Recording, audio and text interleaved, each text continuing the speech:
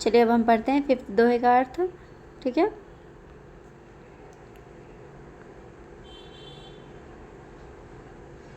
Fifth दोहा है, देखिए। हिंदू मुआ राम कही, मुसलमान खुदाई, कहे कबीर सो जीवता, जो दुहू के निकटी ना जाई। तो कबीर इसमें क्या कह रहे हैं कि कबीर कहते हैं कि हिंदू राम राम कहते हुए मरते, मुसलमान खुदा खुदा करते हुए मरते। उनको ना राम मिलते हैं और ना ही खुदा, क्योंकि दोनों राम और खुदा में भेदभाव करते। वे सच्चे ईश्वर को प्रेम नहीं करते, वे तो ईश्वर को बांटने का काम करते। वो क्या करते हैं? ईश्वर को बांटने का काम करते। यदि ईश्वर को पाना है तो इस मोह को तोड़ो। ठीक है ना, यदि ईश्वर को पाना है तो हमें इस मोह को तोड़ना पड़ेगा, इस मोह में नहीं पड़ना पड़ेगा। ठीक है ना, ईश्वर और खुदा को नहीं बांटेंगे तभी हमें ईश्वर मिलेगा, समझे ना। उसके प्राणियों को आपस में मत बांटिए। तो भगवान के बनाए हुए जो भी इंसान है उसको मत बांटिए।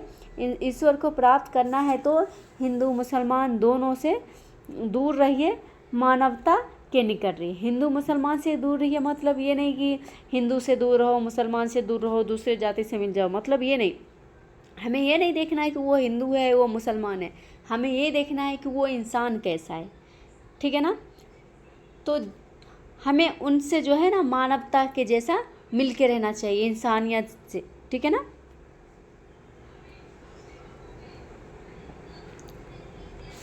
चलिए अब आगे आते हैं 6 दोहे। 6 दोहा है, देखिए।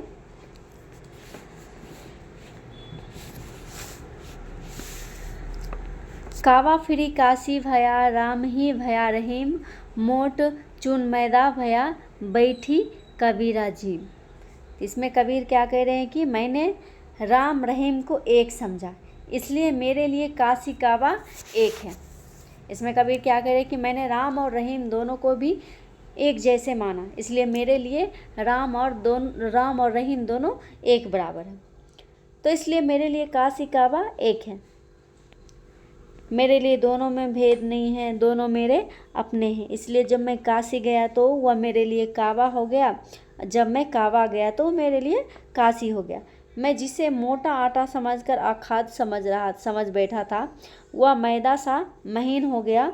मैं आराम से बैठकर उसका सेवन कर रहा हूँ। इसलिए आप भी किसी में भेद मत कीजिए, आपको सभी अपने दिखाई पड़ेंगे।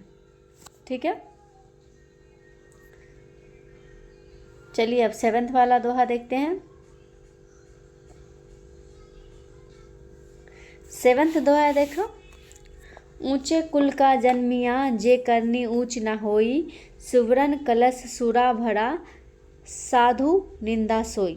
अब इसमें जो है कबीर कहते हैं श्रेष्ठ कुल में जन्म लेने से कोई श्रेष्ठ नहीं हो जाता, यानी कि अच्छे कुल में अच्छे वंश में कोई जन्म लेने से कोई अच्छा नहीं हो जाता। जैसे कि शराब से भरा सोने का कलश भी श्रेष्ठ नहीं माना जा सकता है। जैसे कि हम सोने के कलश में शराब भर देंगे तो क्या वो श्रेष्ठ माना जाएगा, शुद्ध माना जाएगा? नहीं ना। तो भले ही सोना उत्तम धातु है, ठीक है ना, तो सज्जन लोग जो है, अच्छे लोग जो है उसकी निंदा ही करेंगे, उसके बारे में बुरा ही बोलेंगे, अरे देखो कितना अच्छा सोने का बर्तन है, उसमें कितना घटिया चीज़ रख दिया। करेंगे नहीं करेंगे?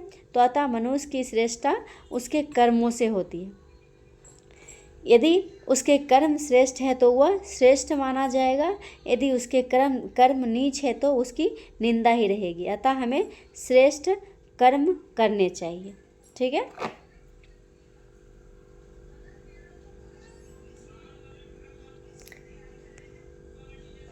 आगे है देखिए शब्द पद। ठीक है ना, तो फर्स्ट है देखिए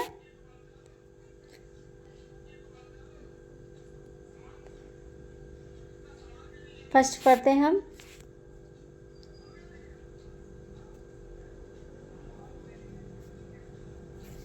मोह को कहाँ ढूंढे बंदे, मैं तो तेरे पास में, ना मैं देवल ना मैं मस्जिद, ना काबे कैलाश में, ना तो कोनो क्रियाकर्म में, ना ही योग वैराग में, खोजी हो तो तुरंते मिली है, पल भर की तलाश में, कहे कबीर सुनो सुनो भाई साधु, सब श्वासों की श्वास में।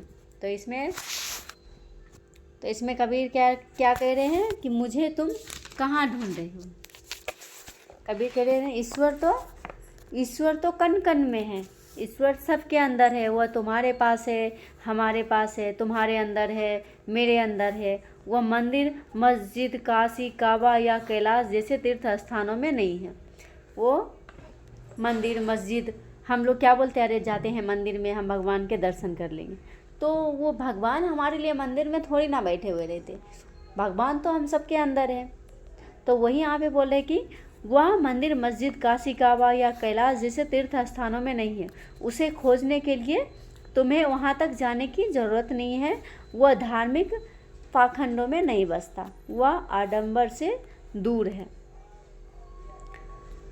वह योग भोग दोनों से परे है। ठीक है ना। सच्चे मन से ईश्वर को खोजोगे तो उसे पल भर में पालोगे। इसके लिए तुम्हें दर दर भटकने की आवश्यकता नहीं पड़ेगी। ठीक है ना। तो कबीर कहते हैं इसमें तो सभी प्राणियों से ईश्वर जो है सभी प्राणियों में बसता है, तो हमें सभी से प्रेम करना चाहिए। अगर ईश्वर को पाना है तो हमें ईश्वर को स्वयं में ढूंढना है। ठीक है ना।